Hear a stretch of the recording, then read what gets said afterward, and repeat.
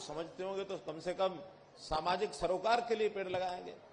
कुछ ऐसे भी होंगे जो शायद रोजगार प्राप्त करना है तो उसके लिए आगे आ सकते हैं। तो दोनों के लिए योजना है।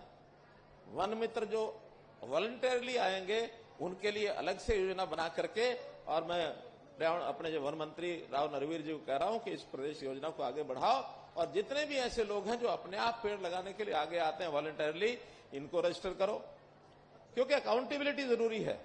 कहने को सब कह देंगे मैं भी पेड़ लगाऊंगा, मैं लगाऊंगा, मैं लगाऊंगा, लगाए कि नहीं लगाए, और बल्कि हर महीने उस पेड़ का चित्र जीपीएस सिस्टम से और रिकॉर्ड करो कि वो पेड़ जिंदा भी है कि नहीं है।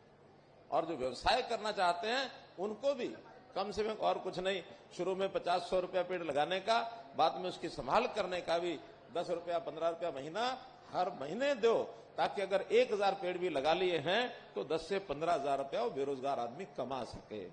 ये रोजगार भी है। तो वॉलंटरी तौर पर यहां कम से कम जो बैठे हैं वॉलंटरी तौर पर वन मित्र बनने की मन में विचार कर सकते हैं, इच्छा रख सकते हैं। जिसको लगता है कि ये वन मित्र योजना अच्छी है, जैसे कोई पोर्टल खुलेगा हम उसमें रजिस्टर करेंगे, ऐसे कौन कौन हो सकते हैं? बहुत अच्छा, बहुत बहुत धन्यवाद। आपने इस विषय को समझा है, ग्रास्प किया है, वन के प्रति अपना प्रेम दिखाएं। इसलिए आज के इस अवसर पर गुरुग्राम, जो कि हमारा बहुत ही एक ऐसा पसंदीदा शहर है, दुनिया के आकर्षण का केंद्र बना है, अब इस पर यहां जो हमारी कंपनीज है, विदेशी कंपनीज, उनके बहुत ऑफिस आ चुके हैं। हर किसी को लगता है कि गुरुग्राम अच्छा शहर है भी और रहना भी चाहिए। बीच बीच में कुछ गड़बड़े होती हैं, कभी पानी के भराव को लेकर, गंदगी को लेकर के, ये सारे एडमिनिस्ट्रेशन के साथ लगातार मैं बात करता रहता हूं, क्योंकि जिम्मेवारी हमारे जिम्मे है कि स्वच्छता है, पर्यावरण है, सुंदरता है, कहीं कोई समस्या ना आ जाए। बिल्डिंग कोड जैसे बनाओ, बिल्डिंग कोड में भी एक पिछले दिनों में चर्चा आई कि ग्रीन बिल्डिंग्स बनाओ। ग्रीन बिल्डिंग का अर्थ यह है कि छत को जो है, छत के ऊपर भी आप 1 फुट की मिट्टी चढ़ा दो सबसे ऊपर, और वहां छोटे छोटे पेड़ जो 1 फुट मिट्टी में उग सकते हैं वहां लगाओ, और उसका पानी जितना बरसता है वहीं तक वहीं रोक के रखो जब तक नीचे पानी खाली नहीं हो जाता। उसको रोक के भी रखने के लिए 2 घंटे रोक के रखेंगे तो 2 घंटे बाद बहा दो।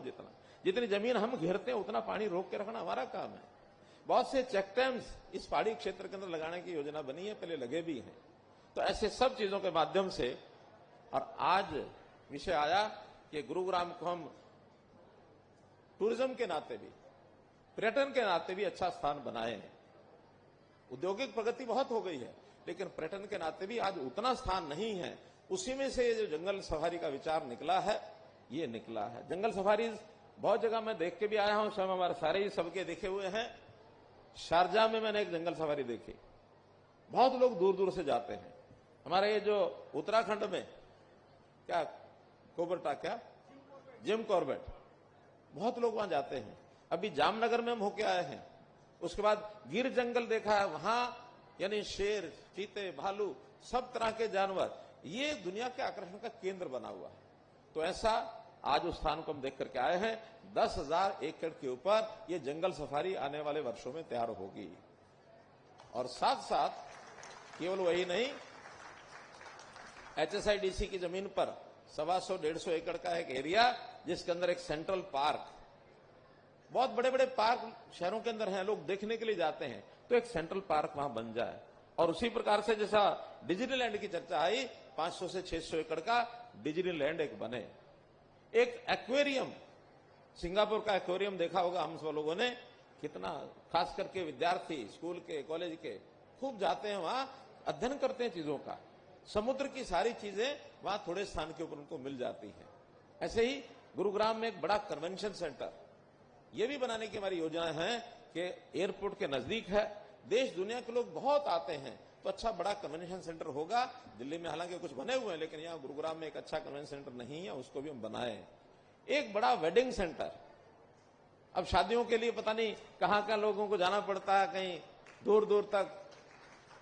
तो यहां अगर गुरुग्राम इतना बड़ा प्रगति वाला शहर है, किसी भी एक रोड के ऊपर कोई बड़ा सा एक वेडिंग सेंटर भी होगा बाद में, और भी बहुत से प्रयोग उसके हैं। मतलब सभी लोग वेडिंग सेंटर के नाते उपयोग करेंगे ऐसा नहीं है, मेरे जैसा कोई और भी फंक्शन करके आएगा।